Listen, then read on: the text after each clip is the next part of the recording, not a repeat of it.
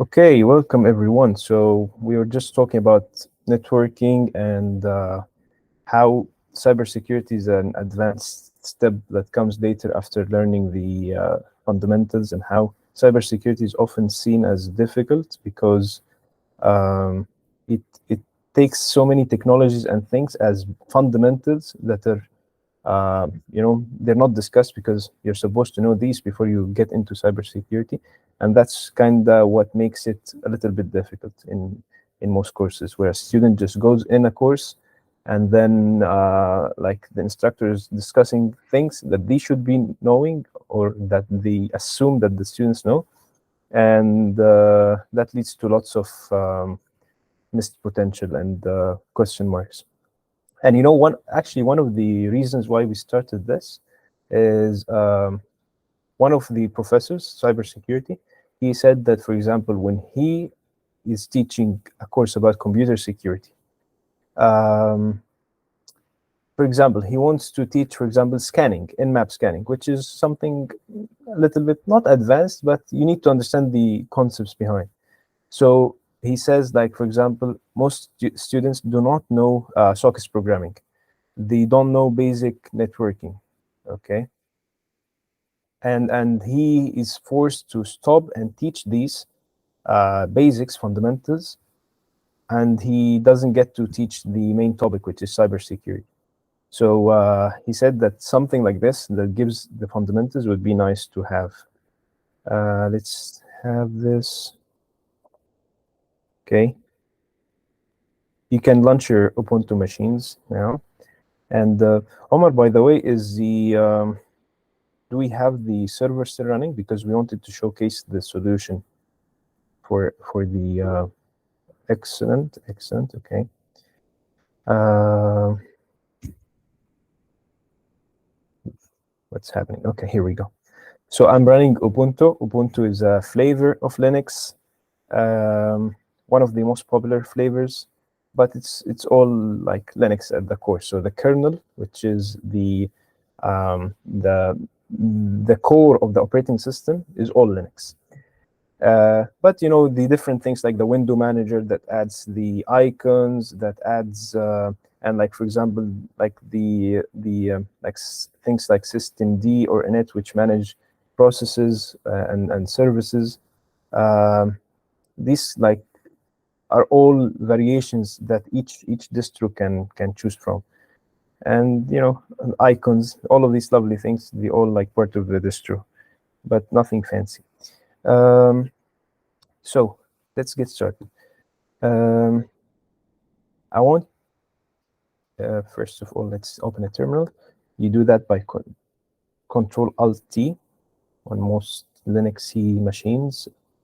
So that opens a terminal.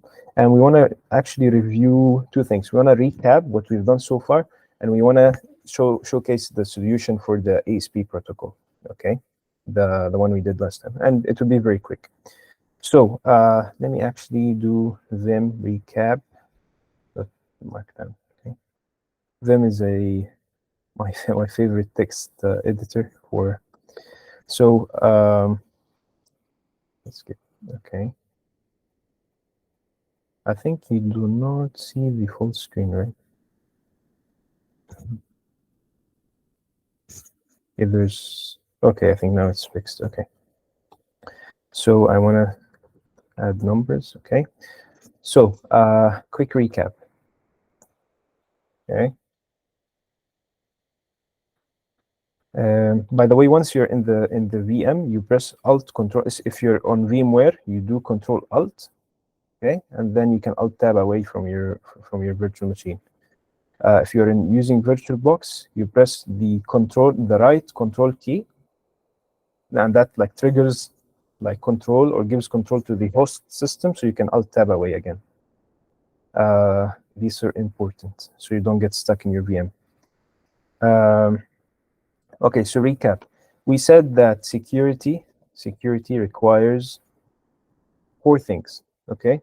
We said that we should know computer or operating system fundamentals. So operating, let's number these. So operating system fundamentals, okay? We should know networking fundamentals, okay? And we should know security concepts, and we should know a bit of programming, okay? So we can automate all of these, okay?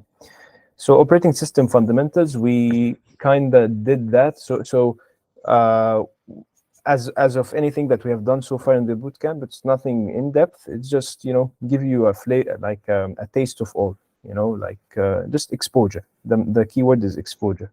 So operating systems fundamentals, we did this, for example, today we're using a virtual machine, so VMs. We talked about CLI applications and like CLI versus GUI in the very first session, and we built our first project. So project 1, which was the password manager. Yeah. And then networking fundamentals, that was sockets programming, which is critical. TCP over IP, like barely brushed the basics, but good exposure. Netcat and like command line tools that relate to networking. And we did I think I'm missing one project, and we did a project. Oh, so we did project 2, that was the TCP server and client. And we did another project on networking, which was the ASP client, which we need to review the solution for. Security concepts. These are mostly theory, like what is CIA, like confidentiality, integrity, availability. But security concepts, I don't think we're gonna cover much. But like it's all like the connecting the technologies that we learn about, like operating system, networking, all of these, connecting them to ideas that are very specific to security, like encryption, this idea of access control, for example, how can we manage access of users to resources, that kind of thing. Hashing, maybe. Cryptography is an integral part of security.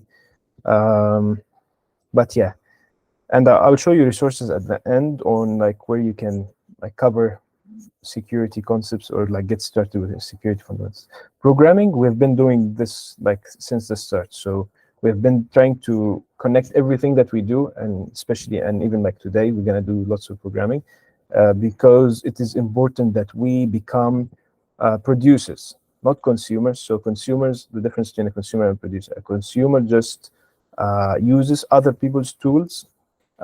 He's able to maybe tweak a tool or something, but they're not able to make their own. They're not able to, like when they get stuck, for example, in a problem, they try to look for someone to help them, or which is nothing wrong with that, but they're unable to problem solve or troubleshoot on their own.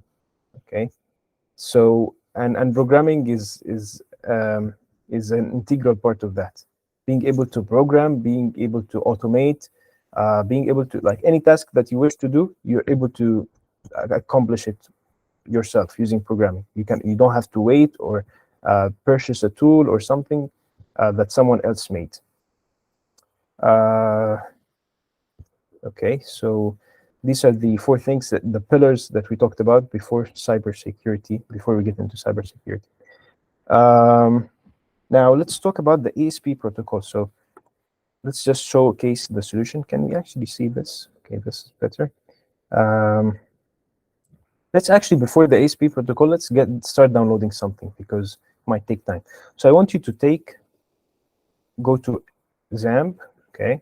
I type XAMPP, just XAMPP download, and you see that I downloaded it. Because today we're going to be installing a couple of things, because we're going to be introduced to web technologies, and most web technologies, they need or like to do anything with the web, you need a web server and you need a database most of the time if you have something interesting to give people, and that's exactly what we're going to do. So let's go to download XAMPP, which is at the first link, download apachefriends.org. Okay. And based on your operating system, download one. You could get it for Windows, but I'm doing it here for Linux, for Ubuntu. And I think my VM scroll like trackpad is not working, so I have to do this. Okay, so I'm gonna download this for Linux. Okay, 64-bit. Actually, the last one, that's the latest version. And again, one thing that's very important is downloading software. So many times especially with technical software, the download links or the way you download it or set it up is not as obvious as commercial or like for everyone software. So you need to be able to be familiar with like any software that you need to download, you're able to get it, different versions, the different, like maybe like they're offering different architectures. So you have like ARM and Intel. So you know what exactly to look for and what to download. That's another critical skill. You're able to look at the requirements, for example, and see if your system supports it or not, that kind of thing. And because in cybersecurity, you'll be downloading stuff or like getting tools all the time. So you need to be able to do this. Sometimes like there's no releases or builds for the software you want, and you have to compile it yourself. So you need to be familiar with installing it from source code, compiling, and that kind of thing. So I'm going to download this one, first one. Like third one for Linux. If you're on Mac, you can do that. And then I'm going to install it. So I've downloaded that already because, because internet. And this is what I have. So I'm gonna install this. There's no application for executable files. Oh, so we're facing an actual troubleshooting test for me now. Is this something that we could install? Let's see. So downloads. Let's do file. Let's check what type of file is this. So it's I think I can just run it here. I think it's probably because of it doesn't have, yeah, I think that's why. So you have a troubleshoot. So I think it's because we don't have the executable flag here. Let's actually try this one more time from here, and then I'm confused because, okay, yeah, we cannot. So we need to do change mod plus X, okay, XAMPP.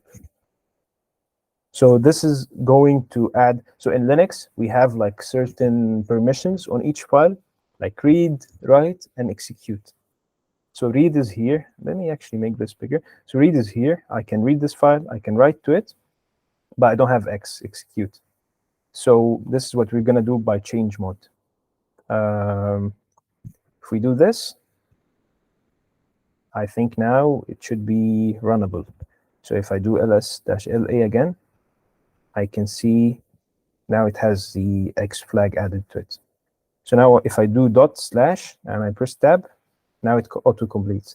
And automatically you'd notice that the shell that I'm using, bash, which I'm using, it is smart. So the auto-completions wouldn't go like if I did that, if I did dot and then press tab before without that X being available, it knows that this is not executable, so it's not gonna auto-complete that for me. But once I added the X, now it's auto-completing correctly. Now I think I should be able to do this and run it. That's the installer. So all of this just to do the installation. And maybe it's meant, oh, yeah, here it is. Something popped up. The installer requires root privileges. Again, so installing stuff is not, it's not straightforward. So as you see, like we keep meeting things that we're trying to, like we meet errors, we read the errors, what are they requiring?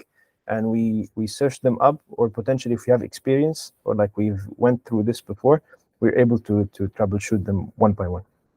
So it says that I should be a super user, and the way we do this is using sudo super user do. So do something as super user, and that's all Linux again.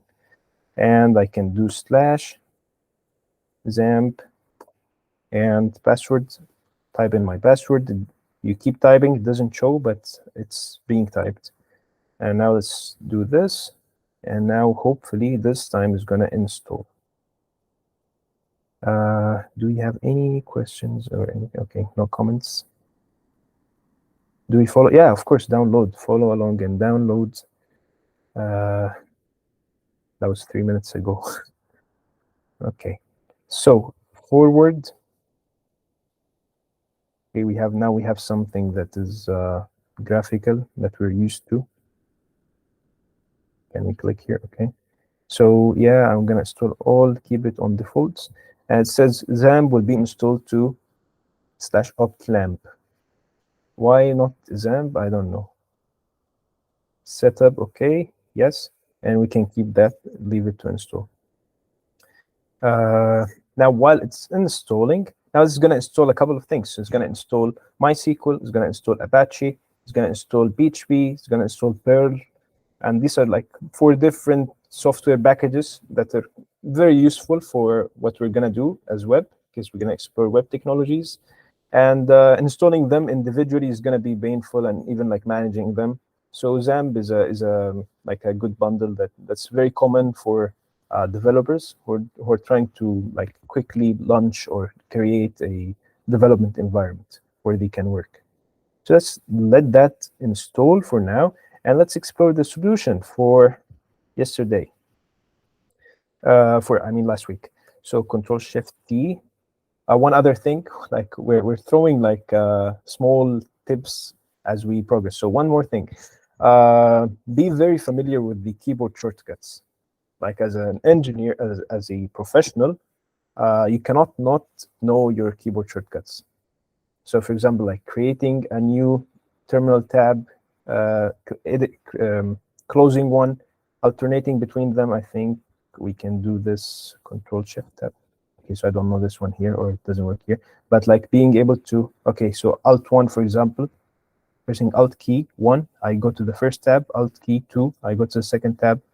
And like it becomes an integral part of your routine or how you work. Even like if someone, an outsider, were to see you working, they would know that you're a professional. You're not just like some hobbyist who landed here by mistake. No, you're working like efficiently. You mastered your tools. You're just like, that's your environment. You're working flawlessly. So be familiar with your shortcuts. And like whenever you're doing a task that is repetitive, just like consider for a second that there might be a keyboard shortcut that does it already. Like for example, maybe like switching is one of the common things. Maybe one of the things, I don't know if you if everyone knows this, but if you want to go to the search bar quickly, you do Control L, and that's how you go to the search bar. Like I'm doing stuff here. I can quickly alternate between tabs. I can close tabs. I can reopen a closed tab. I believe Control-Shift, or it doesn't work in here. I can quickly go to the search bar. I can open like searching Google, Control-K, Control-L to like type in a URL normally. I can open downloads, that kind of thing. I hope that's not a big detour, but you get the idea. Okay, so where was the service running? Because I want to try. Can I have the credentials? When I use sudo, it tells me I'm not in the sudoers file. What does that mean? It depends on how you installed the software or the virtual machine. Why are we downloading this? Okay, so 2 questions. So why are we downloading these from the website instead of the package manager? So I think there could be a package for XAMPP, but I mean, it's not always a bad thing to download from a website. So that we could, for example, I could go and do something like apt search or apt info, Apache 2. That's one of the packages that we need. And we can install it independently. And we can do the same thing. So I think apt info, is it PHP? I think there's different versions. So, but yeah, and then install PHP, and then install MySQL. And it's going to take some time. So instead, we have this tool. It's like we're not like religiously attached to using CLI only or GUI only. Yeah, and that's a point I made in the first session. No, it's whatever gets the job done. So in this case, XAMPP is I don't know if they have a command line tool, but they give us a nice tool where, and you're gonna see now, where we can launch our database server, where we can launch our Apache server, that kind of thing. Look at the logs, configure them. So it's convenient. It's easy. Let's actually apt search XAMPP. So Rahaf, which virtual machine and which distro are you using? Oracle VirtualBox. Okay, what is it? Ubuntu, or which one is it? Because what you can do, okay, Ubuntu, you could maybe, so let's actually troubleshoot this. So Ubuntu, not in sudoers file, because I think that's probably a very common.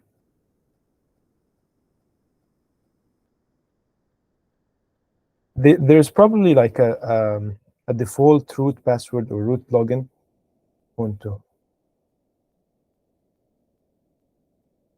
maybe. Okay, so this incident would be. So I think you have to. It's a security feature in Ubuntu that you have to like. Is anyone having this issue? Like when they do sudo, they get not in sudoers file. Okay, so that's exactly what you need to do. So you need to add your username to the sudoers file. So you su as root, and user does not have the root. Okay, does not have a password. The root user in Ubuntu, the default, does not have a password. So okay, cool. So okay, so I'll show you the steps. So right now, what we just did was live troubleshooting. We looked at the searched the problem. We found two results, and we quickly skimmed through them, and we understood the issue. So, and that's something that we have to be familiar or comfortable doing frequently. So now, if I do su root, okay, I'm gonna change user, become this user. We know the default credentials in Ubuntu is no password for root, unless I changed it. Okay, I think I changed it. But for you, I think it should be no password. I had this machine a long time ago, so let's try what old me could have said the password to.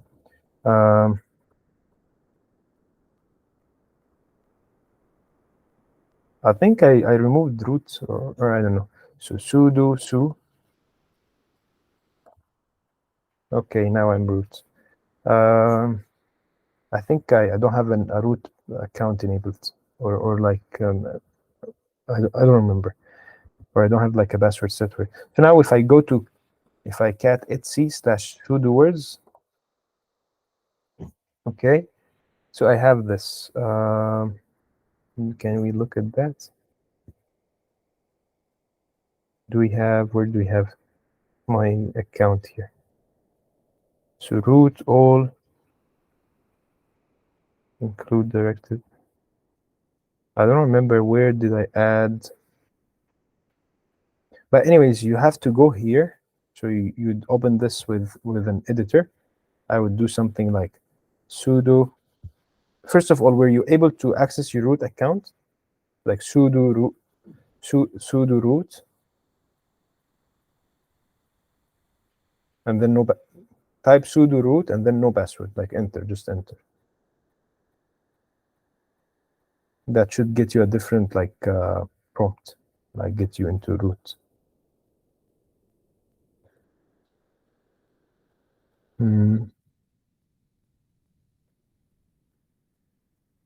So I think, I don't remember my exact configurations for this.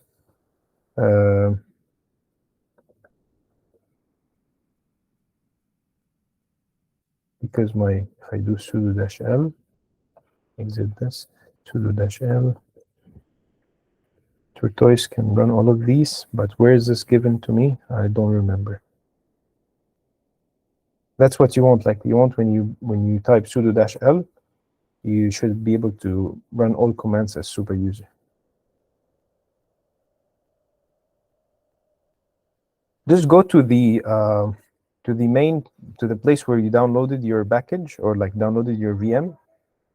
and it should be root account is active for complete, and it should be something that's known. So like if you installed the virtual machine, so I think it's this, if you installed a virtual machine for VirtualBox, I don't know how exactly you ran it. Use a sudo if you preface command with sudo and then runs it as root. Okay. Okay, so I think there is by default no login for the root account. Let's see this. So cat etc/password.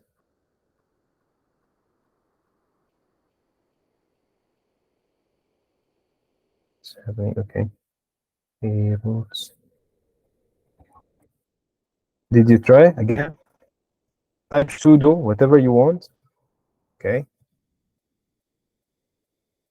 Is any like everyone? Are you guys able to install this? It's able to run using sudo successfully.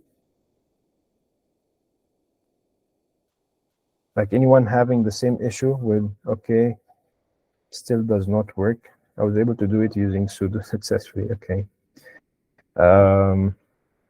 Okay. Wait 1 second. So I'm assuming that this is probably a default credential issue or something. So wait, if we go to Ubuntu, which did you download, an ISO for Ubuntu, or did you download like a VirtualBox specific installation? Okay, ISO. So that should be the very default. Did you set any passwords during installation? You might have. Like when it asks it okay for login, so it tells you. So try actually typing that. So type sudo the command, and then actually or like we could do this 2 ways. And then typing your password in there. I don't see why this wouldn't work. Okay, so you actually when you do sudo, so okay, that's another like security concept. So by default, you're running as a normal user. You know, like when in Windows, when some tasks it opens like this user access control or user account control, and you're asked to like say yes, I want to run as administrator. That's a security concept that is like least privilege. So you by default run with low privileges, even though you're the admin or the owner of the computer, but by default you run as low privileges. So as a security precaution. And if you need something that is higher privileged, you type in sudo, and then, or like depends on the operating system, and then you do your task, and then it's going to ask you for this no command. But for example, if I do this, okay, I think because it's cached, because because I just typed my password. But if I come here and I do like, okay, this is another. So if I come here and I do sudo ls, it's asking me for my password. I have to type it before I get elevated or run this command in an elevated higher privilege environment. Okay, I think this is okay. It's like it's 100%, but it's doing the last part. And in penetration testing or in like offensive security, we call this, like when we do this maliciously, we call it privilege escalation. So the ability to move from a lower privilege to a higher privilege. But yeah. Now let's I think Omar, can you help in the when I use login best tells me I'm not in the sudoers file. Omar, can you support so we can continue? SOC support. Okay, Omar is there. Thank you, Omar. And give me the account because we're gonna test the ASP protocol. So give me the host and the IP, the port. So do we have netcat here? Yes, we do. So we're gonna netcat. And by the way, okay, we have these. Let's get these. By the way, we have the winners. There are 3. I think Muhammad Bara is 1. And then we have Yusuf Irshaid, and I don't remember the last one, but they're noted. They got it like within 5 hours or something, which is too much. But anyways, so netcat, and we have these, okay? And we said that we can add -vn, v for verbosity, n for the no DNS resolution or lookup. And we're connected, and now we can talk to it in our protocol. Let's actually go here and find my github.com//ESP protocol, if I type that correctly. And yes, it is. So let's see how we can, I'm not going to use Python. It's going to be quickly using Netcat, and how we can convert this structure of the packet into something, okay, into something that we can work with using Netcat. So before that, let's actually split this. Can we split this here? No, we cannot. But okay, let's cancel this. And let's show you one function, printf, that we can use to print things to the screen using like C style, using C style strings. So I can do this, and I can add something like here, for example, if I want a hexadecimal digit, I can do BB, for example. And as you can see here, it's printed here. But the nice thing about it, it takes exactly what you've given, and it adds it to the screen. That's it. Echo is a bit finicky. It adds new lines, and it might work actually, we can make it work, but printf is the way to do this. So now I can actually type or add bytes and hexadecimal characters and ASCII characters to the screen, which I think was one of the primary challenges was of that exercise, was to do the encoding right. So for example, if we look here, do we have XXD here? Yes, okay. So we have another tool called XXD that we can use to see the binary or the hexadecimal representation of whatever we're giving to it. So I'm going to use printf. Let's say, for example, I have echo hello, and I pass that using the pipe character, which allows us to take something, input, output, and put that into the input of some other command. So I can do xxd here, and we can see that, let's actually, instead of hello, let's do something like 3 A's, okay? And when we do this, let's Control L, okay? When we do this, we can see that here we have the ASCII representation, which is the readable representation. And here we have the hexadecimal representation, okay? So we have 41, which is an A, 65, that's 41 in hexadecimal, 65 in decimal. And then we have another 41 for the second A, and we have another 41 for the third A, and we have 0A. That 0A is, if we look it up, we can go here and do an ASCII table, or we can actually learn how to do this ourselves. So if I do Python here, we don't have Python, what? Okay, we have Python 3. So if I do something like, I think it is ord, no, not ord, it's, yeah, ord. So ord of 0xa, no, okay, the opposite. I always confuse these two. So character, we get this. So if I gave it the character and then gave it in hexadecimal, so because again, we said that this hexadecimal, we're able to convert this hexadecimal ASCII number representation to the actual character it represents, which is \n, which we know is a new line. So echo, because when we do, so that's what echo did for us. So when we do echo AA, it gives us 3 A's, and then there's a new line, and that's what pushes the prompt down here. And this is precisely what we saw from the XXD. So we're going to craft the packet using this way, and slowly add things to it until it makes sense and it works with Netcat. Okay. So let's clear this. I hope that makes sense. Okay.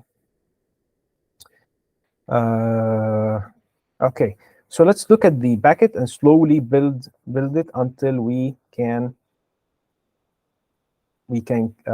pass the challenge. First of all, we can do this, and we can do netcat, and I can do this. I can do this.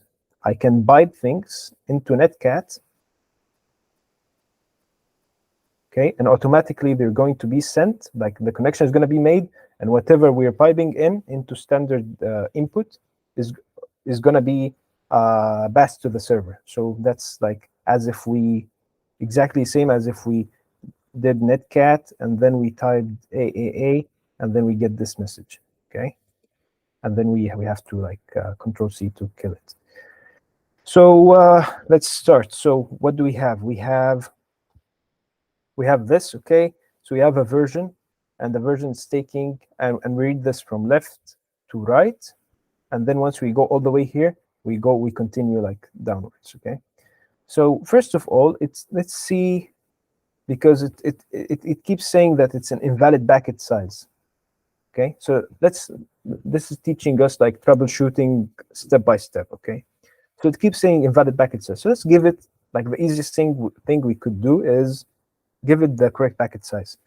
And let's see if we actually, it's like a sanity check. Let's see if we're understanding this right. So how many packets or how many bytes is in this structure that we have in the protocol? And I'm going to release the server code, by the way, so you can look at it. So let's look at this. So we have here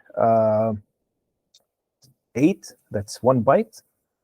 And then from 8 to, okay, now I forgot my math. So now we have what? I think that is 8, right? Yeah, no, till 5, okay. Anyways, we have, like we can look here up here. So we have, this is the first byte. This is the mark of the second. No, these are not in order. But regardless, we can look at this and we can see that this is, all of this is 32 bits, okay? We can either look here, that's version 4 bits and reserved 28 bits. 4 plus 28 is 32, divide that by 8, and we have 4 bytes. So that's 4 bytes per row, okay? And we have 4 rows, or like let's 3 rows, and then 20 bytes, because this one is not to scale, but we have 3 rows each. Let's actually do the math. So Python again, Python 3 again. Okay, so we have 3 rows times how many? 32 bits. And let's use bytes, so I'm going to divide this by 8, all of this by 8. Okay, so we have 12 bytes. And then what do we have at the end? We have 20 bytes appended. That's the body. So I think you can get away without a body. So plus 20, so we have 32 bytes. Okay, so in ASCII, each ASCII digit represents, and we can look this up, each ASCII digit represents 1 byte, okay, 8 bits, at least in 8-bit ASCII. So if we need 32 bytes, and each ASCII digit represents 1 byte, so how many ASCII digits do we need? We need, I don't know if we need to question this, but we need 32 digits, okay? So we can do this here. We can do it multiple ways, but let's actually do it the simple way and by copy. So I have here 4 digits. I have another 4. I think we don't need the 20. We don't need a body, like it's optional. Okay, so the 20 for the body are optional. We just need 12. These are mandatory, the header. So like the 3 rows here. Okay, so these are 12 bytes. Is this clear? Like so far? Because now we're able to move to it's still giving an error, but we move to a new error. So we're progressing. When you move from an error to an error, most of the time, most often, you're progressing. So now we need to, now it says that the version is 4, okay? Now that's interesting, because if we go here and we do XXD, we can see that, like, we can see where this 4 is coming from. If we look at the hexadecimal representation of this, we can see where this 4 is coming from. And let's actually use printf, because We don't want this extra new line at the end. Okay, so this 4 is coming from the leftmost 4 bits. This is a hexadecimal digit, and a hexadecimal digit, that 4 represents or takes 4 bits. And if we look at the diagram, we can see that the version takes exactly 4 bits. So maybe that's where the 4 is coming from, right? So if we let's actually test this hypothesis. Let's use, instead of A, let's use Z. Okay. Now Z has a different hexadecimal representation. It starts with 5. Let's see if sending this to through netcat is gonna give us an error, so unsupported version 5. And yes, it does. So it seems like the leftmost 4 bits of this character, whatever is here, this is an 8-bit character, the Z, represented by 5 and A. The leftmost 4 bits are going to be passed to the version, okay? So now let's craft like something. We don't need to use ASCII characters. We can use printf. Let's Control C this. Let's do this, and let's do. So I wanna add. We can use echo. It doesn't matter, but we can use printf, and we can come here, and instead of Z, I want to have a version of 3 or 2, because as per the protocol specification. So I'm gonna add 3 in here, and for now, let's just do this. So now we are adding, instead of writing an ASCII character explicitly, we're saying take this hexadecimal representation, and this is done through the \x. And this is like if we look at printf, it's going to tell you why this is the case. And I think in Python you can do the same. Here we go. So now we moved from we moved through the invalid packet size. We fixed that. We moved through the version number. We fixed that, and now we're moving to invalid key 65. And I intentionally made sure that the error message gives you like the value that it's reading, so you can fix it yourself. Okay, like so you can troubleshoot it, and like instead of blindly having to like navigate this. So let's see, where is this 65 coming from? Again, so I'm gonna print f, so that exact same payload, and I'm gonna do xxd 65. Oh, it happens that 65 is precisely this number, an A. Okay. 41 is hexadecimal. Again, if we do Python, if I do 0x41, it's going to show you the 0x is for hexadecimal, and Python automatically is going to turn it to the integer, or to the decimal representation, integer representation. So I can exit that, and let's look again. So we have reserved, we have 3, we have like from, now this is 4 bits here. And then we have, how many? We have 28. 28. So 28 is what? 28 is 4 bits plus 24. 24 is divisible by 8, which is 3 bytes, or 3 characters. So right now, the first 4 bits are going here in this small a, lowercase a. The rest, the remaining 3, are going to be here, so we can just like add, we can like make them like, I don't care. Okay. No, this is invalid here, because here we need a hexadecimal digit. So we need to differentiate between 2 things. I don't know if we can do uppercase here, can we? Yes, we can. So that's okay. Let's keep it lowercase. So a. Okay. So we have this one. This a is like, we need to differentiate between 2 things. Here it's not an ASCII character. Here it's a hexadecimal digit. So here this a is 4 bits, because it's preceded by this \x. So the next 2 characters are going to be hexadecimal digits. So this is hexadecimal digit A, which is 0 or 100, 1010. So this is hexadecimal digit A, 10. But here, this is ASCII digit X, which is 8 bits. So it's taking a full byte. So now we have 4 and we have 8, 8, 8. Okay, so 24 and then 4 plus 4. And then we have whatever is in here, that's going to be the key, I believe. So we have the key next. It's taking 1 byte, so we can have \x and add the key here. And I'm going to add it in, let's make it 0C, that's 13. So a key of 13. That's a good key for a Caesar cipher. And then what do we have? We have a method, which is, if we do this, it's about 32 bits. If we calculate these, 32 bits, and it's stated up here, which is what? Which is 4 bytes or 4 ASCII characters. So after the key, let's actually confirm that the key is valid right now. Netcat, oops, I copied that. So 51.112.7 to 19, 32.123. Okay, so we're getting this. Unsupported method 0, 0, 0. Now, actually, I'm not sure where is this coming from. Oh, I think it's because of the encryption. So, okay, it's because of the encryption. So let's see, because it takes whatever you give it to it, and it encrypts it.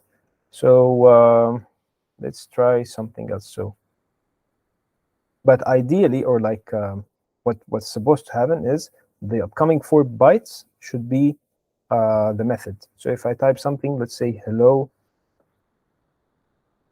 so I get this.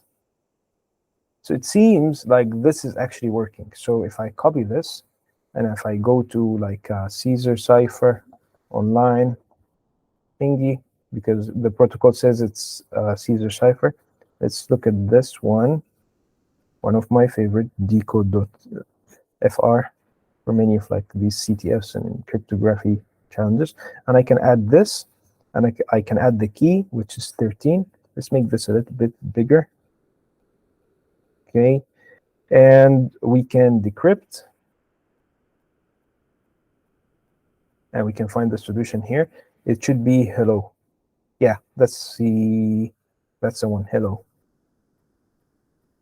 But I think we don't need to brute force it since we have the key.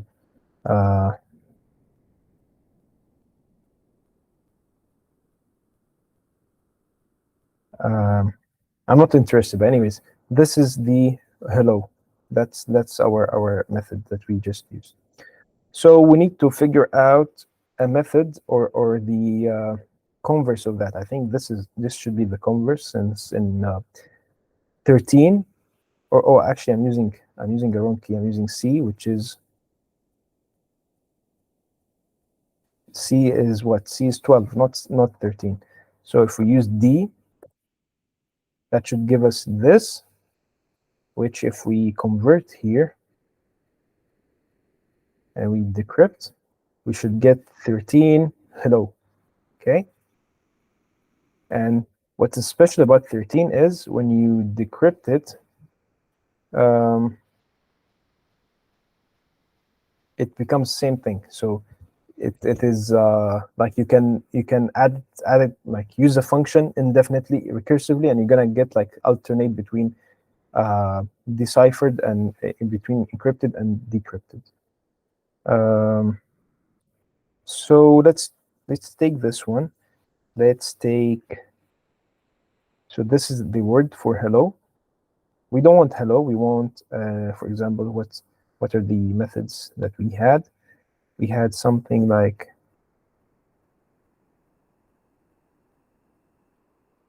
versions, or VERS, or caps. Okay, so let's do VRS. Let's try caps. And what do we get? We get the NCF, so we can copy that. And why is this? Okay, so we can add that here. And oh, we get something. So it seems that this actually did work. And what is the very last 3 bytes? I think they're reserved. So they're don't cares, basically. Yeah. They are, I don't know why okay. So these 3 bytes, they are reserved, so we can add anything here at the end.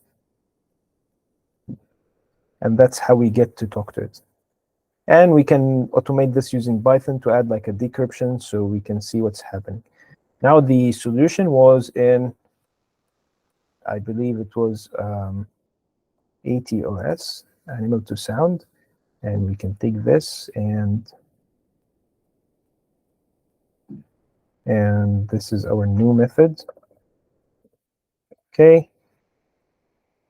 And it's saying something here. I think it was in frog because we made a reference to all the way down here. So we made a reference that note cats are cute, but so are frogs. So we can do frog. We can do this again. And oh, interestingly enough, we get something abnormal. We get this. So if it's conditional, it doesn't happen always, but one of the payloads is going to give you this. So this one, I think we have to take it and we have to Caesar cipher it. So if we come here and we do this and like decrypt it, hopefully nothing is malformed. What do we have here? Oops. Okay, 13, that's our key. We can take that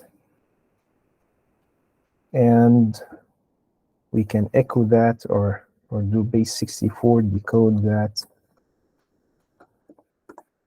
And here we go. We get the flag, UMaster protocols. So base 64 is an encoding scheme, and we know this because it's like the format, the way it looks.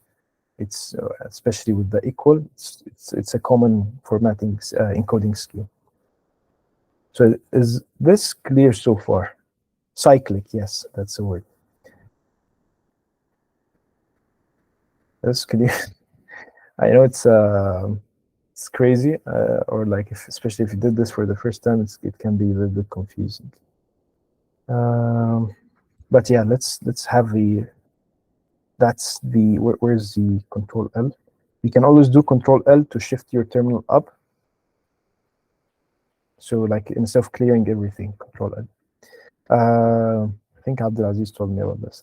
Now the payload, yep, that's the one. So we added frog to the body at the end after the header, which is valid. This header is valid. And by repeating this multiple times, okay, it's a 0.2 chance that you get it, but this is actually probability-wise, this is crazy. Wait, what? Eventually it's going to happen. Okay, server crashed. Unless did I change something? No, it's correct. So we're not getting a flag anymore. Am I doing anything wrong? Because it should happen after 5, like at least a 20% probability is maybe I'm suffering. Oh, here we go. What is the chance that, okay, it's 0.2 chance probability that you get the flag in one of them. So what's the chance that you do this many requests and you still don't get it? I don't know. But yeah, I know that's if this happened to you while you're solving this, I'm very sorry for you. I didn't mean to. So let's get hopefully this installed. If this didn't install all of this after all of this, then we should cancel this session. Here we go. We have XAMPP open, and this is how we're going to manage our servers, our many servers. So when you start this, when you start this, if you, first of all, everyone has this open, XAMPP, okay? So we have a couple of tools, a couple of servers specifically, and we want to see them. So let's actually cd into opt lamb, that's the directory that they told us will be like everything will be installed in. And if we look here, we see a couple of things. We see Apache 2. We have so we have an interesting directory var. And let's keep this for now. Let's keep this for a second. So now what's happening? If we go here, manage servers, we can see that there's an Apache web server running. Okay. We know that web servers run by default on port 80. So let's actually check that out. I'm going to use netstat in my virtual machine, or we can do netstat is a valid command on Windows and on Linux, except it's not the same exact utility. So like not the same flags will run on both. So I think I have SS. Okay. So we have SS. That's a way. That's a preferred recommended way to do or like look at the ports, open ports. It is a newer utility. But anyways, if we look here, we have -T for TCP, -L for listening. I want to see all TCP ports. And now, okay, we did networking. We know what's a TCP port, and we know how to deal with that. We have L for listening, and we have B for, I think it's process. I think, yeah. And we have N for numeric, I believe. And we can check these out. Like, we don't need to believe things or think. We can look at this. So N, yes, N for numeric. Don't try to resolve service names. And what do we have else? What else do we have? We have listening. We have, and by the way, whenever you want to know something about the tool, you do man SS for the tool, or man the tool you want. And then instead of like going through it, first of all, you can, this pager, this kind of page that opens with the that panel at the bottom, you can move through it with the D key to go down and U key to go up. Okay, it's important to be familiar with these. And most commonly, you want to search through this for a certain flag. So you do /, okay, and then you type the flag that you want. So far, I see that this is the format they're following. So in the documentation or the manual page, so they have dash and then the flag. So my flag that I want to know about is the L flag, for example. So I type that and press enter, and automatically it's going to show you or match things that follow this, that has this in it. So it will highlight them for you. Or if you want to move from one instance to the other, you press N key for next. So this right now, this is the first occurrence of -L, but here it's not a flag, it's not just non-listening.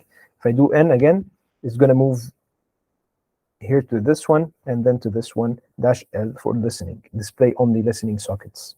Okay, and we know what the socket is because we did that in networking. Let's do -P, for example. Yeah, it shows the process that's using the socket.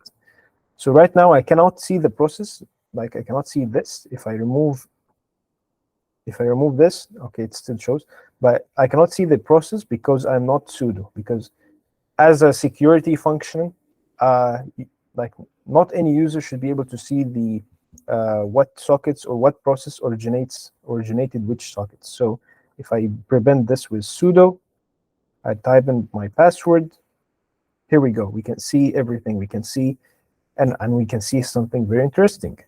I didn't mean to do this, but let's actually make it this smaller, and let's clear and run this again. Here we go. So if we look down here at port 80, okay, we can see something very, very interesting. We can see that the process that launched this, or that created this socket that is listening on port 80, what is it? It is /opt lamp pin. Okay. And that's precisely what's happening. That process, or that lamp process launched from XAMPP, is what is listening to port 80, because we just launched an HTTP server. And if we look down here at 443, that's HTTPS, it is also it's also listening there, because HTTPS, I mean web server. So now we know that it is running, and we can in fact navigate to it using localhost, because we said that this is the name for our machine, our local machine. and we're presented with this. That's now we're looking at our machine and we're presented with this. And if everyone, like you should celebrate if you're now like everyone's seeing this page, you've successfully installed XAMPP and you know that you have a running configuration, you've installed it correctly, and everything is working fine. Is everyone on this page? Are we okay? Excellent. Okay, good. So let's like quickly go through this until we get to the hopefully to the SQL injection at the end. Okay, so now let's see. I want to see where's my Apache server. So HP my admin. Okay, so I want to see where's my Apache server running at. This is Apache server. I think it doesn't come with the default Apache page by default. But I want to see like where's this getting served from. Like when I move to localhost, it automatically it redirected me to dashboard. Okay, and I want to show you something as well. Like now that we're working with HTTP, one of the most common command line tools that we're going to use is curl. Okay, which is if we do man curl, just transfer a URL. It supports so many protocols, so HTTP, QTT, MQTT, POP3, email, everything, but we commonly use it for HTTP. Okay, so I can do curl localhost. What's happening? Here we go. So 302 found. We can see that it is running this, and we can Apache 2.4.58, and we can see that this is the response to 302, which is a redirect, and it's taking us to localhost / dashboard. Okay, and that's why Firefox automatically, when you go here, it takes you to dashboard. And again, this presents another opportunity to talk about the flexibility or the power of command line tools. You wouldn't have known this if you just used Firefox. I mean, maybe if you use the dev tools, I think there's a way. But the common graphical user interface tools, they're built for the normal user. They make things convenient on behalf of taking away some control from you. So if you're doing security, if you're doing something deeply technical and you want to test things out and you want to know exactly what's going on behind the scenes, because maybe there's some edge case or some vulnerability that you're looking for or something, it's important to be able to get rid of the abstraction of the graphical interface and get low to the command line tools that allow you to like work one-on-one with the technology. Okay, so here I can see that this is what's happening, and that's why we're getting a redirect. And this is just like a contrived example to show you why they're important. Now, how do I follow the redirect? Like I want to follow and get to the, I think there's a link. So let's test this out. So curl, okay, and redirect. I want to search for redirect. Maybe there's a way that can allow us to redirect or move redirect to the final page. So here we go. Nice. So what do you see? If the server reports that the requested page has moved to a different location, indicated with location header and a 300XX response code, which is exactly what we found because we have a location given to us and we have a 300 status code, which means redirect. In HTTP terms, 300 is redirect, and we can look that up.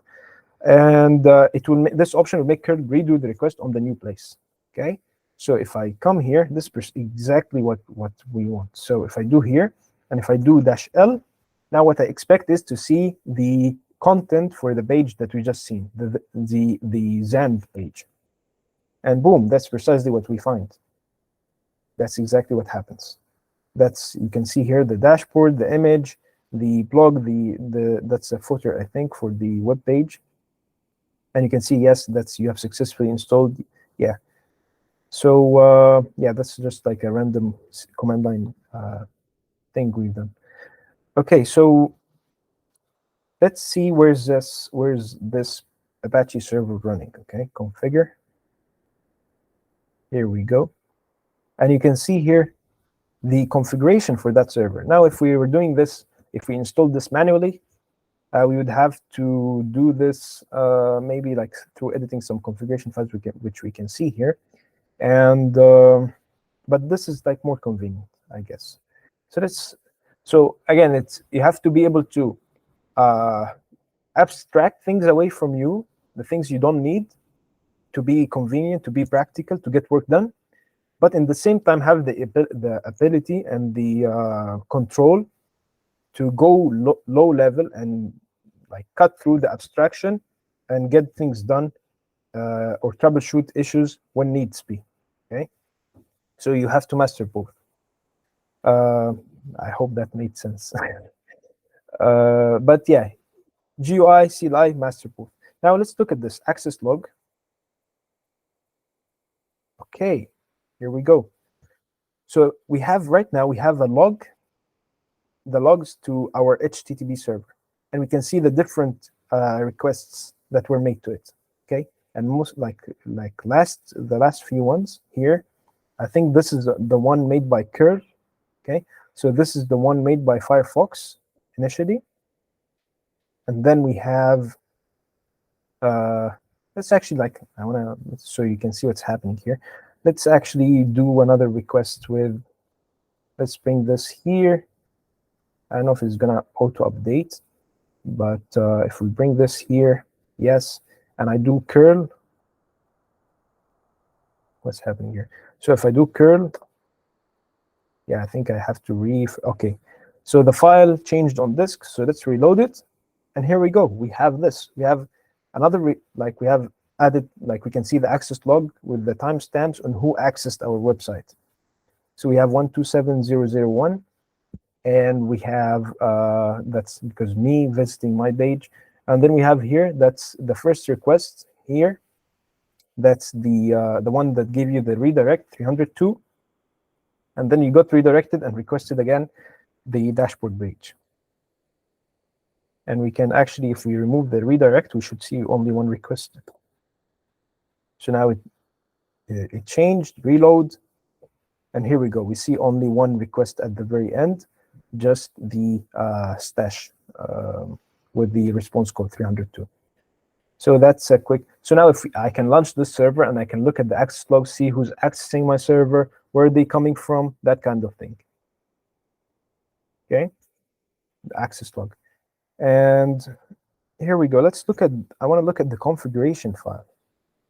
Manually editing the configurations. Yeah, we're advanced users.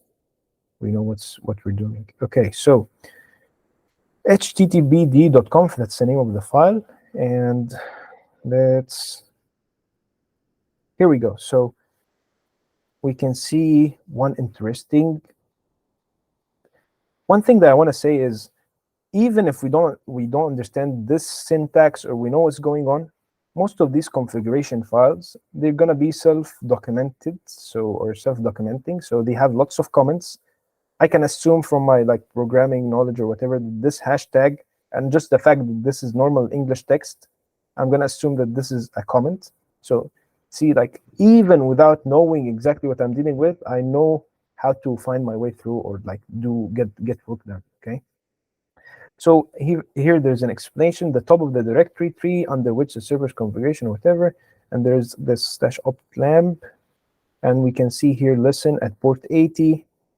Let's move down. I don't know why is this theme very weird. Can we change the theme? Preferences, fonts and colors. I want something, let's do light mode maybe. No, I don't want it. Why is it not changing, or is it?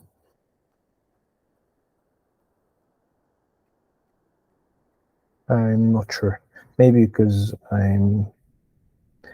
I don't want to figure this out now. So let's look at all of these things, and I want to look at the.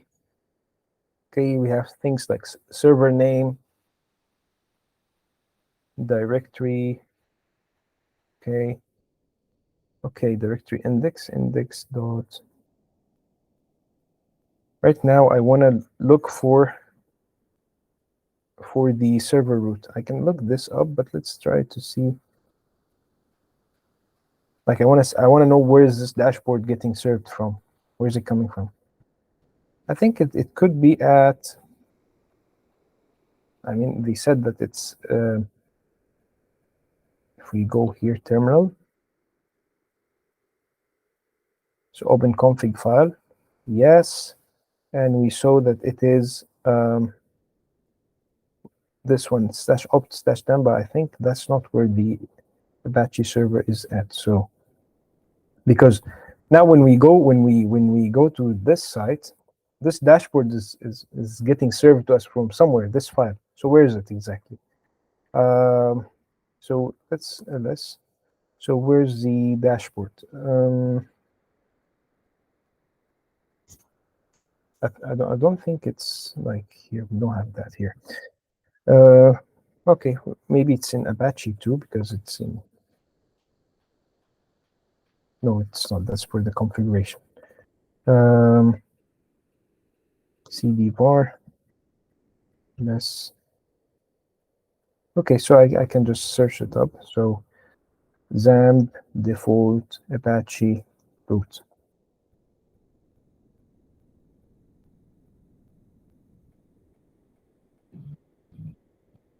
htdocs. Okay.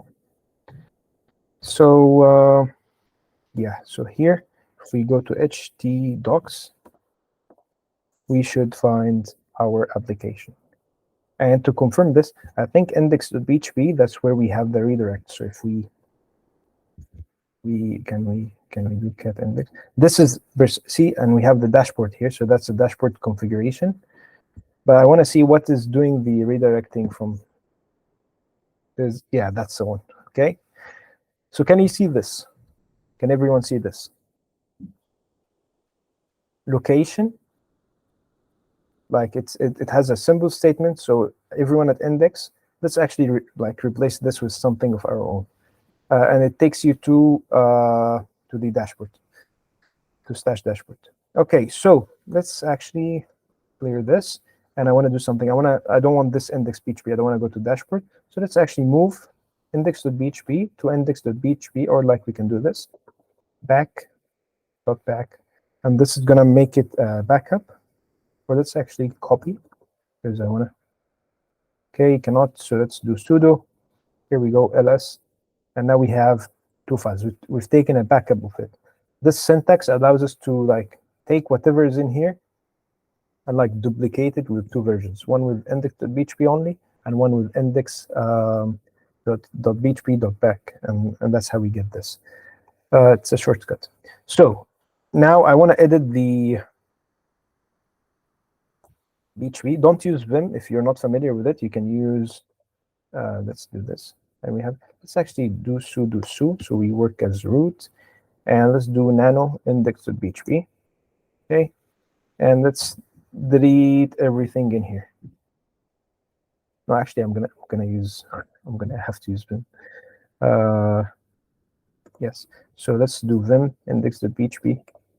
You can use, I think you can use gedit on Ubuntu, or mousepad sometimes. And yeah, I think it's gedit. Yep, that's the one. If you want to edit it. Or if you have VS Code or you're working on Windows, you can just use that. So I'm going to do vim index.php. And here we go. And I'm going to delete all of this. That's how you do it in Vim. So now let's do something. I'm going to do PHP. Okay. And if I'm not mistaken, that's how you declare a PHP tag, my memory. Okay. And then I'm going to do something like echo. And I'm going to add some simple HTML. I think it has to be in between double quotes. H1, I'm going to say hello world. Okay. And I'm going to save that. And now this is at my index.php, and I'm going to talk about PHP in a second.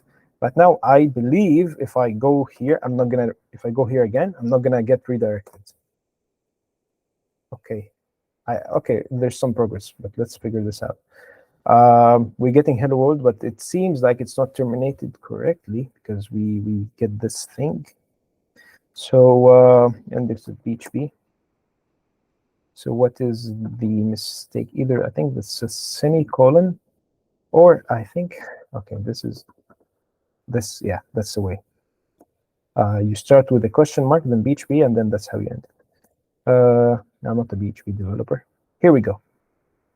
Hello world in PHP in our own web server. I'm gonna take a 5-minute break to do something. You guys, like, what we need to do is we want to add a form, okay, an HTML form, because login form, in fact, on this page. So because we're gonna connect this to a database and eventually hack it. Okay, so I want to do this here. I want to come here, and I think we don't need the PHP tags even. And we're gonna talk about PHP, but we need a form. So form, and I think we need a method of post, and okay, and you need inputs. So you need 2 inputs, one for add here. So that's to do, add 2 inputs, username and password, and make sure the password is covered. It's not like clear text. And that's your task. Add it and make sure it works on the server, and then we're going to connect that to a database and demonstrate. Yeah, curl does come pre-installed with Ubuntu, I believe. If not, you can install it, or maybe I did install. So yeah, that's your task. 5 minutes break to do this. Add a login form. Can you show it again? So then index to PHP. So now we're gonna be we're typing HTML, okay? So that's your form. There's 2 tags, or 1 tag that we need to create an input, and one of the inputs is gonna be a username, the other is gonna be a password, and then we're gonna continue after the break. So let's keep this open, and you can add a button for submit so people can submit. And I'll be right back. Okay, so the 5 minutes are over. Hopefully, we all have a login form ready, because that's how we're gonna move to the next step. And because I don't have mine, so you guys can tell me how to do it.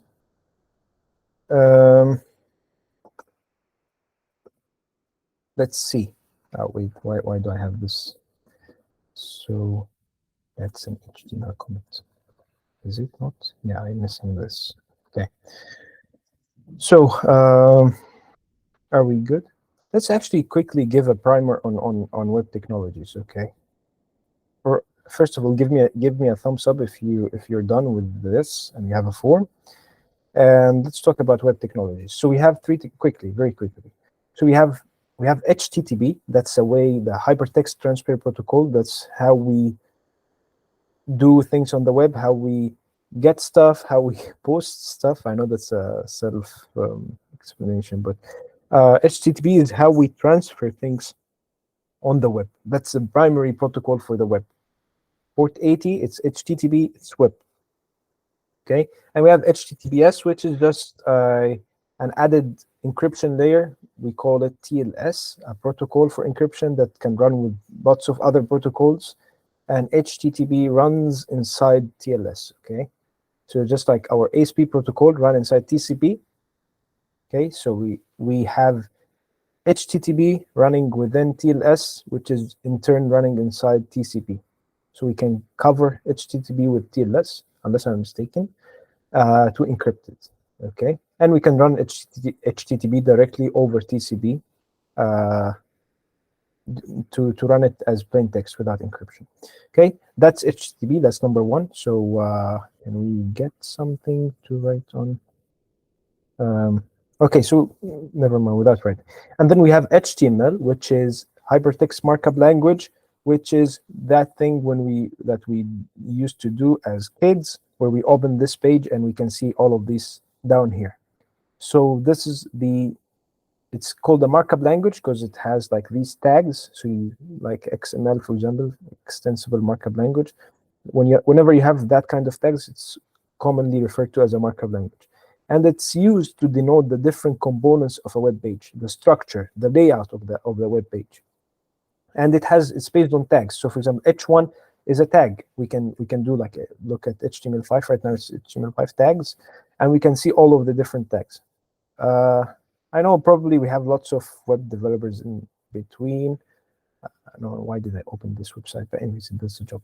And we have so many tags. We have like things like block code. We have like audio, video, iframe, navigation, script. Some of these tags do absolutely nothing, and some of them are special in the context that or in the whatever they're special.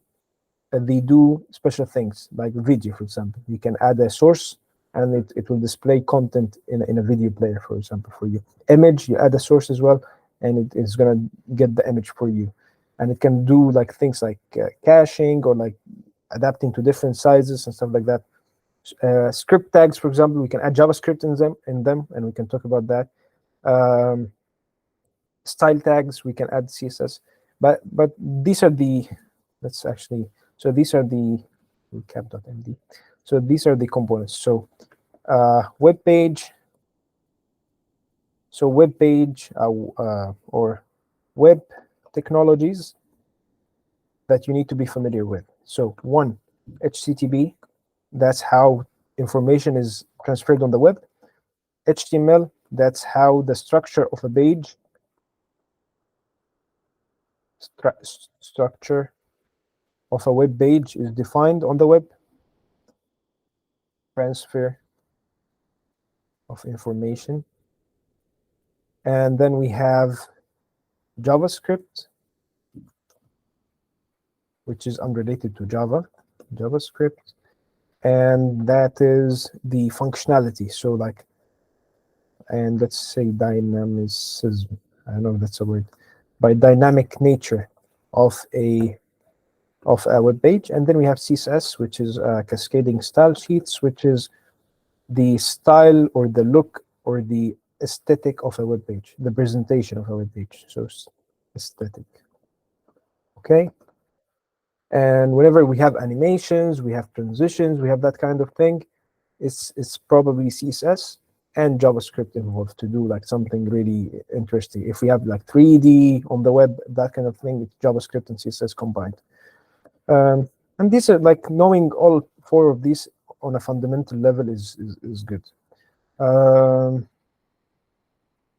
So let's, are we clear? Okay. Let's actually let's exit this. And let's, okay. So I'm gonna add two inputs. Okay, let's add first of all, let's add how are we gonna configure this? Okay, because I want some style. So let's actually make this a standard HTML document. So I'm gonna add a body. Okay, body. I'm gonna grab everything in that body here, and then, oops, and then I'm gonna take everything here and present it through this body.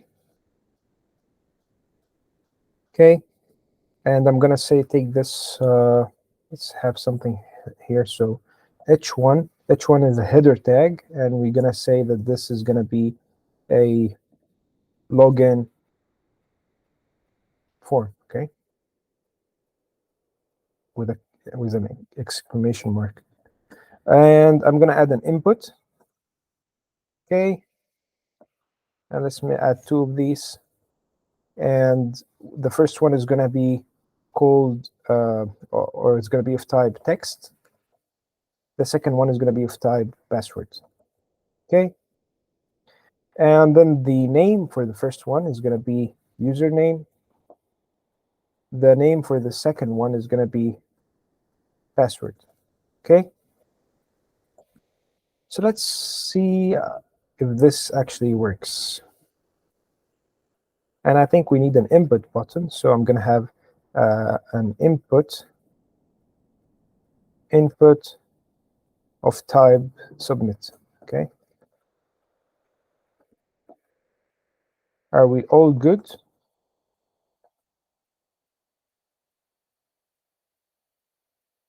Okay. So now we can go to our page and refresh. And here we go. We have something going on here. Let's see what happens when we open console. We want to bring this to the right side. Okay. So it's complaining because I don't have doc type, but that's okay. Let's see if this is actually working first of all. So let's say add ham. And then we can see that this is because we said type is password. It is hidden like that. And if we do get, we can see, okay, we can see the form was submitted using post request. And if we look at the request itself, we can see that this data was submitted indeed. Can we make this bigger? Yes, here we go.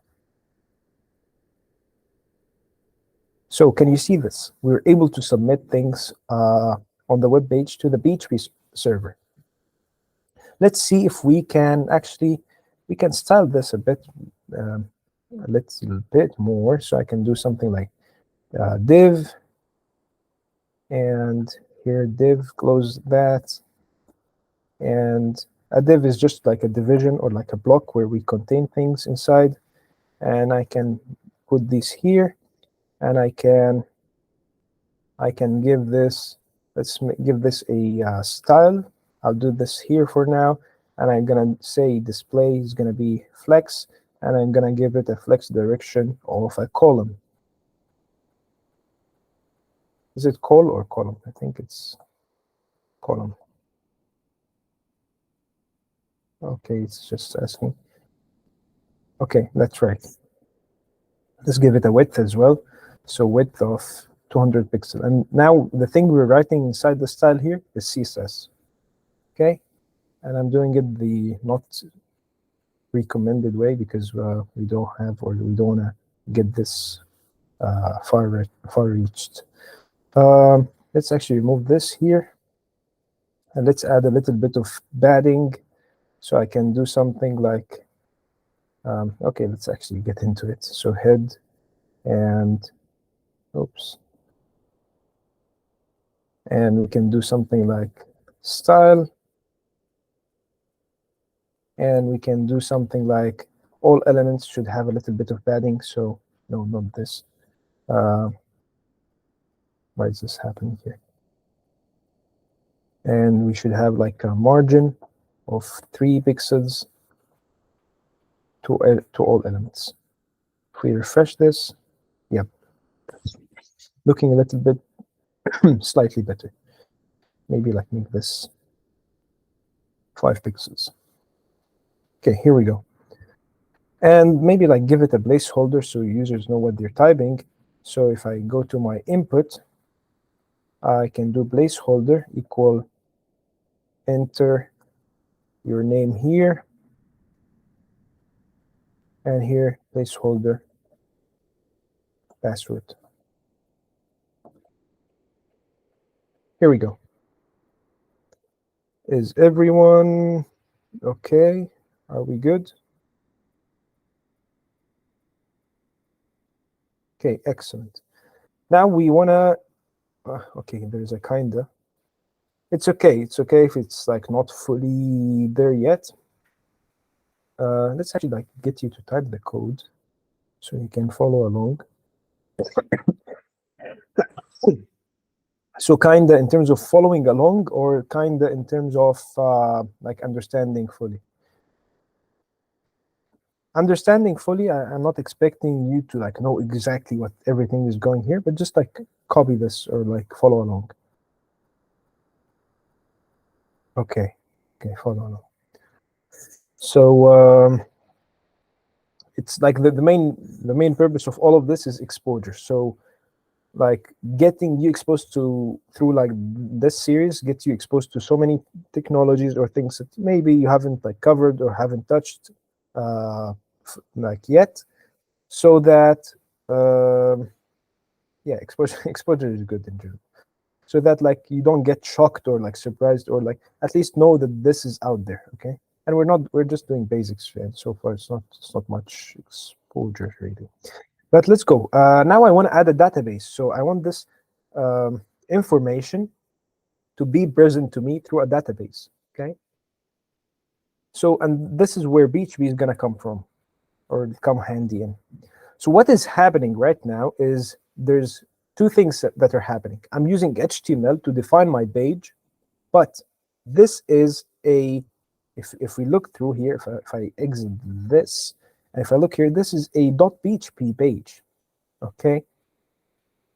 And what is happening is that the Apache web server is able to interpret these PHP pages using PHP, which is a tool. We can look at PHP. We have PHP, PHP help. Okay, it's part of the XAMPP package. I don't know if I have it here. But anyways, we have PHP, and Apache is able to, we can locate it, I guess. Apache is able to, yeah, we have it. No, this is export. That's something else, okay. And Apache is able to take the content of that file. HTML is a valid PHP content, but it's going to interpret everything that's within PHP tags. So for example, if I do vim index to PHP here, and let's say, for example, I want to say, I'm going to add something here in the middle, here, and this is going to be PHP, okay? And let's actually get all of this here. So, and this content here is going to be, now we are typing, instead HTML is just a static language, nothing moving, no input, no output, nothing, just very basic. PHP now is a fully fledged programming language. We can do so many things with it, including interacting with the database. So here I'm going to do something like get, okay? And PHP is designed to interact with the web, okay? It's meant for making web pages. So it exposes things to us like this, get, okay? And I can say like first, or like let's say name, okay?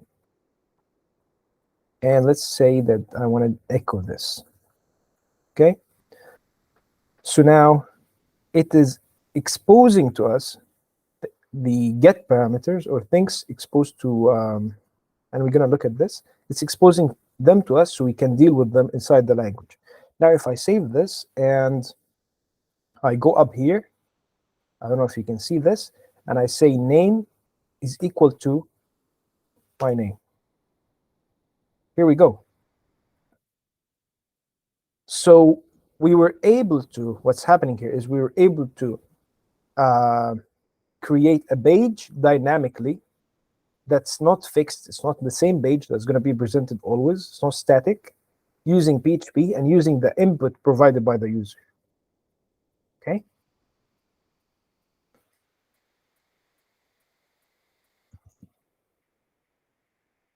Let that like settle for a second.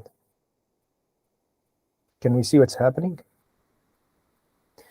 Okay, now let's try and see the things that are given here, like using this syntax, are called get parameters. So we can add other parameters as well. If I add another name, it's going to be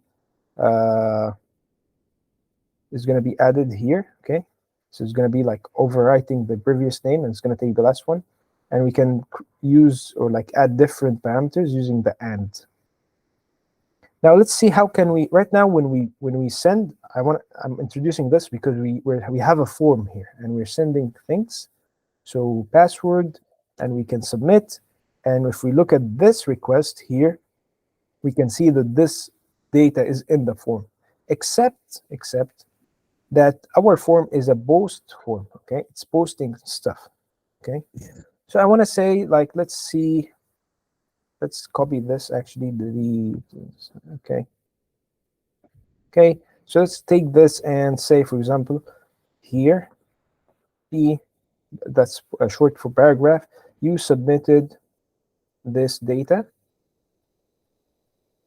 Okay, and here we're gonna paste that in, and let's do this. So this is gonna be username, and this is gonna be post, and we're gonna copy this, and I'm gonna use dot operator for concatenating or merging strings inside PHP. and I'm going to type in and or as your username, and we're going to do this post password dot as your password. Okay, let's save this. Can you see this? So inside the paragraph, we have a dynamic PHP block marked by this syntax and ending with this syntax, question mark, and then upper than or greater than sign. And then inside we're echoing things that are exposed to us from the post request inside that variable. So $ dash underscore post username, and then as your username, and then concatenating that with the password. So now if I save this, and if I go here and let's remove these, we don't need these. We have a fresh page, and right now we have no data, of course. So I can say something like my name, my password, and here we go. So it is able, PHP is able to get my data. It's able to see that I submitted this data and I submitted this this password, and it's telling me about it. So actually, let's make it more. So let's make our PHP block more sophisticated. So because we're gonna add some logic, and let's delete this. And so we're gonna say if. Okay. So now we're in a programming language. So I can do something like if post username, and I believe there's a keyword and post password, then do the following. Only if these are defined, then I'm gonna like take this and present them to the user. So I can do echo, and I can do this, and you submitted this data. Okay.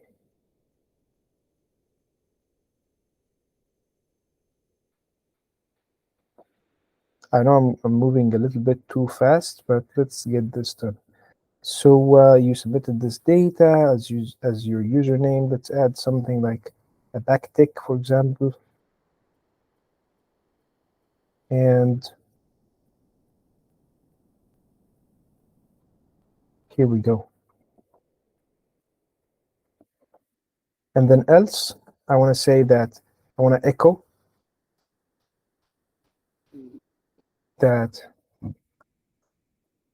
no data submitted. Okay. Or I think there's a better way to do this, but anyways, if I refresh, okay, this should be because I resend the data. So, okay, something broke. Dash B. Oh, I forgot did I forget that?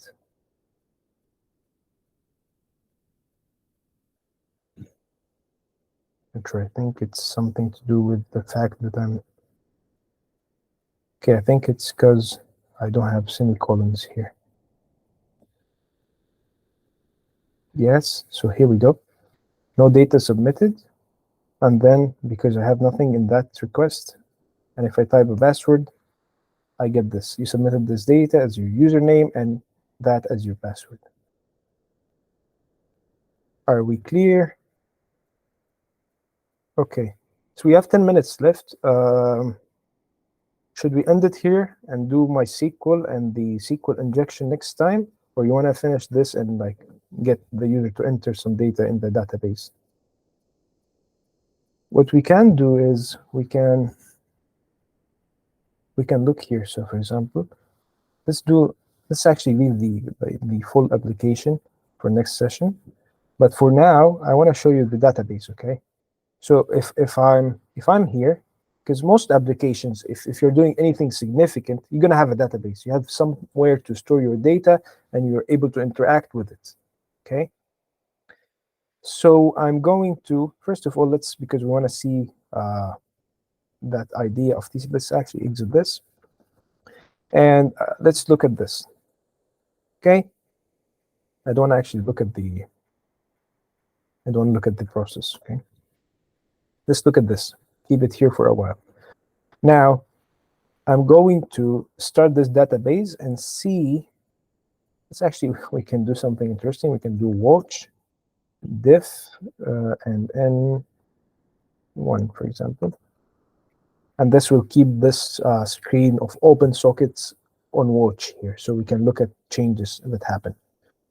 So right now I'm going to start my MySQL database. Okay, I'm going to go here, start, and something just popped.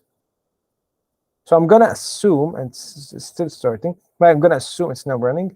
I'm going to assume that this 3306 is probably that database, MySQL database. If I look at my configuration, I can see that indeed it is running on port 3306. Let's quickly interact with it. Do we have like a password or something? Yes, please. MySQL server. So the user is called MySQL. And okay, password. So I think we need to set a password or something. Password. Change master password to, let's actually get started. So if I'm here now, I can connect to this database. So MySQL, I believe, oh, I don't have, I think I do have it, not found, or is it, so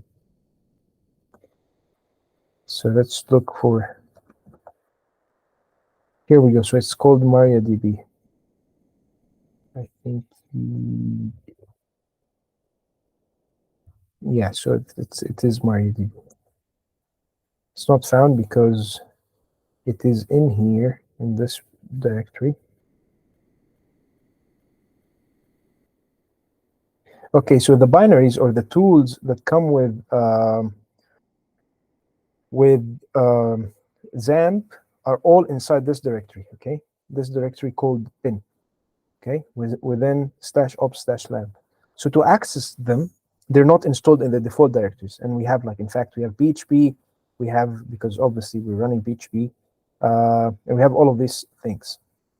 So to interact with, and we have MySQL, the command line tool, I believe it is somewhere here. Yeah, we have MySQL here.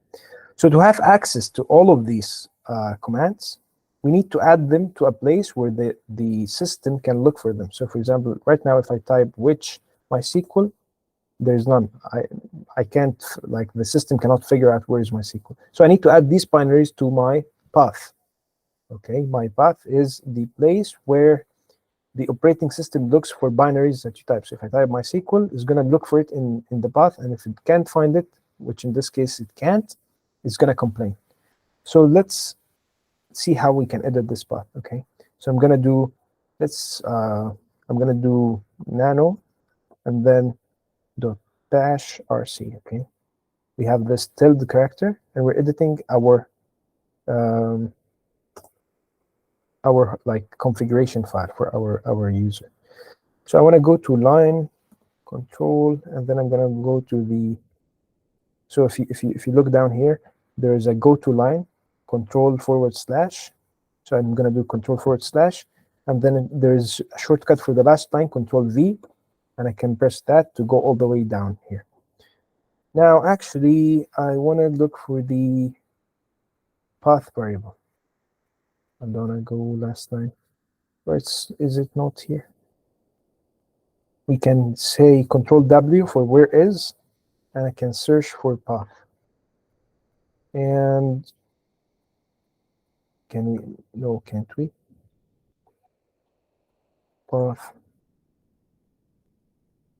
That's the only occurrence. Okay then. Oops. Let's undo. Let's exit this. No. Let's edit it manually. Okay. So right now, if I do env, if I type in env, I can see all of my environment variables. One of the most important environment variables, as you've guessed, is the path. Okay. So I want to add my current directory In fact, I want to add this. So I want to add /opt /lamb /pin. I want to add that because it contains all of the binaries, the programs that I need. I want to add it to the path. So I'm going to do export path. Okay, and I'm going to say the path is going to be equal to this opt lamb pin. Okay, and then semicolon, or it's a colon, in fact, just like the path here. And then I'm going to add the existing path, the old one. I believe that's how you should do it, and it should work.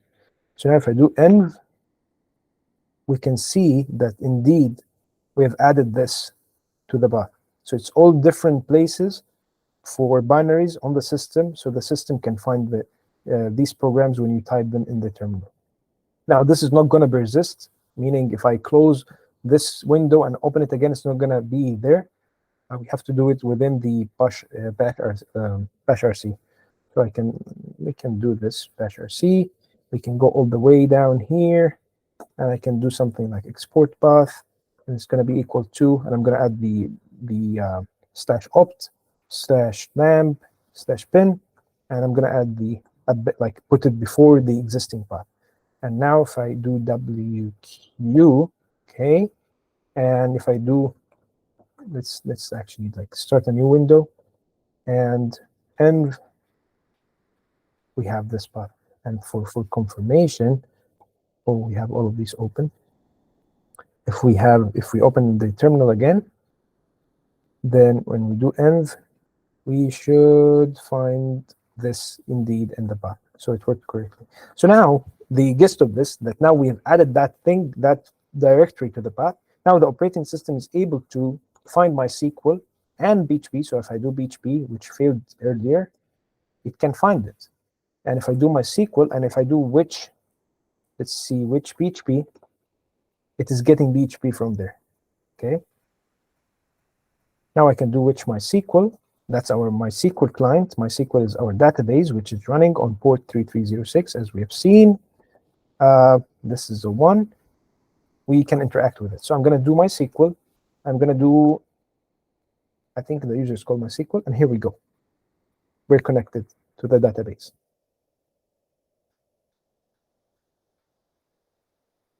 Are we all good, or I lost you somewhere?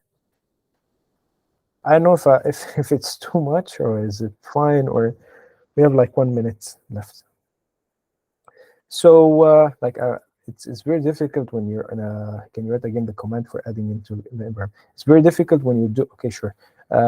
It's very difficult when you have like no visual feedback. I don't know what you guys are thinking, if you guys are bored, if it's too much.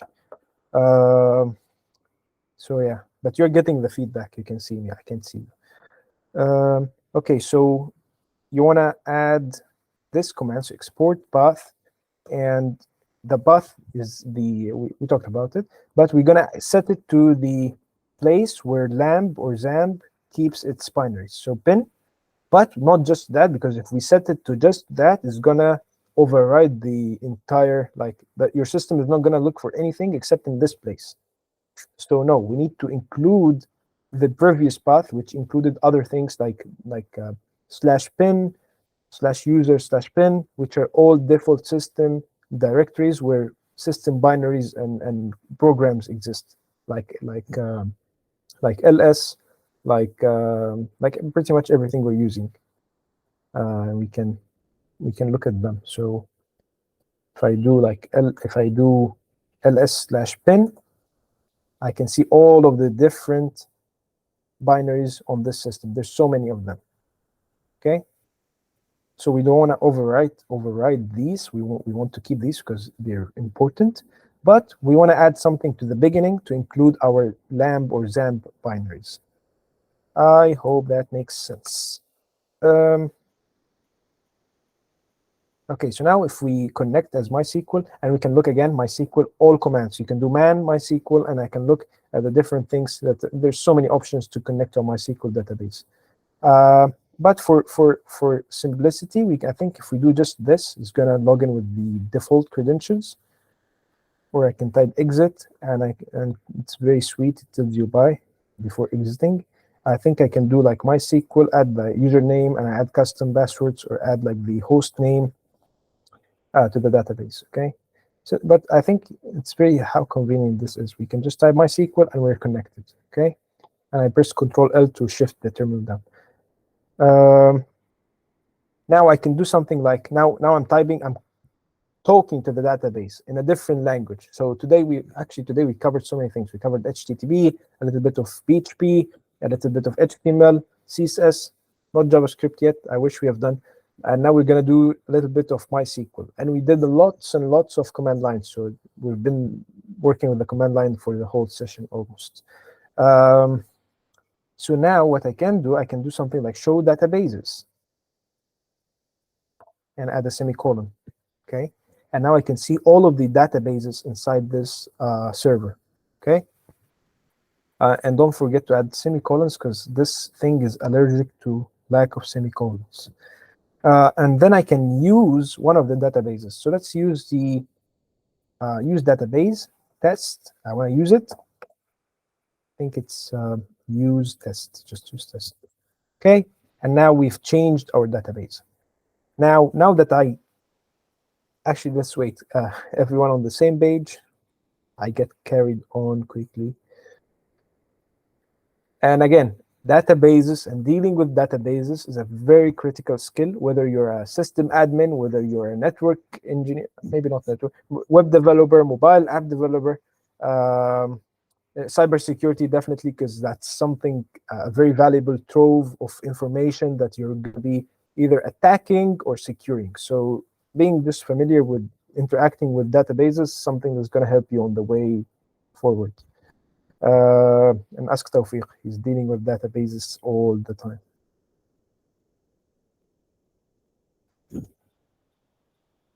In that one project.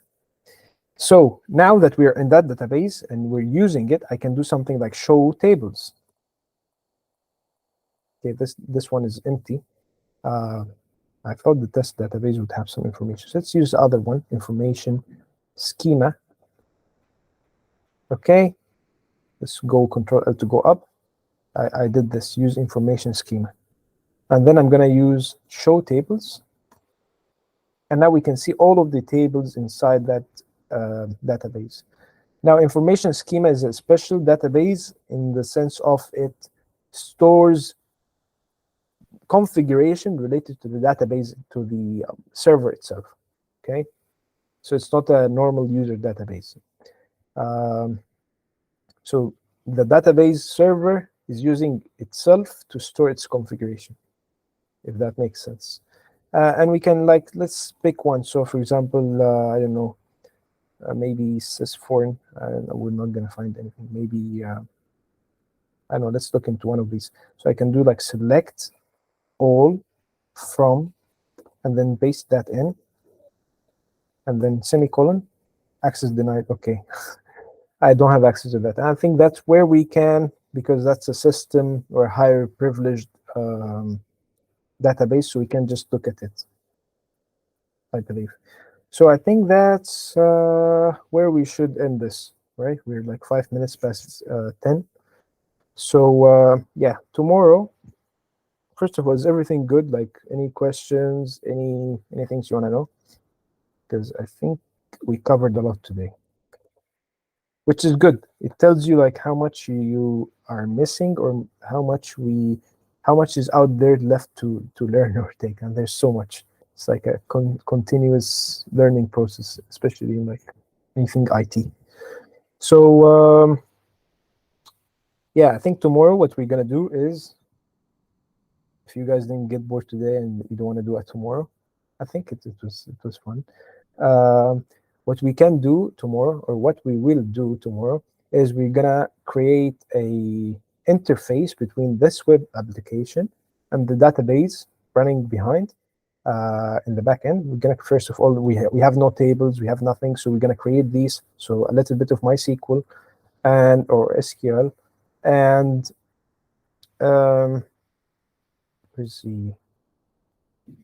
where's the web page? 1 second.